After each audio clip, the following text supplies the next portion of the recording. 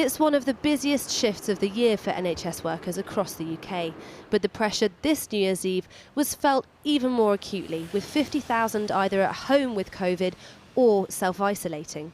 And with cases expected to explode after the festive period, hospitals across the country are gearing up for a surge in both patients but also staff shortages. We have record waits for ambulance targets for life-threatening conditions.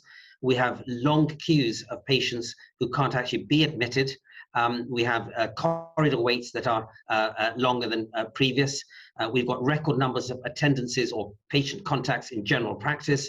So the system is under huge strain, and to lose staff from COVID and not being able to come into work is going to add further difficulties. At the moment, even the reduction of isolation days to 7 is proving difficult because we haven't, especially in the last week, had access to lateral flow tests for many healthcare workers. And what that has meant is that staff have had to stay off work because they haven't been able to demonstrate a negative result on day 6 and 7 because they couldn't get tested.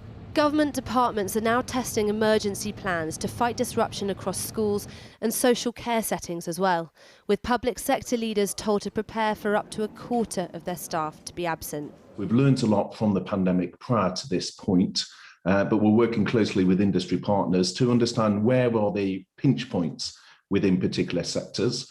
That pinch point was felt across the country's rail network today, with at least 12 providers, including Southern, ScotRail, Transport for Wales and LNER, warning of cancellations and delays because of COVID-related staffing issues.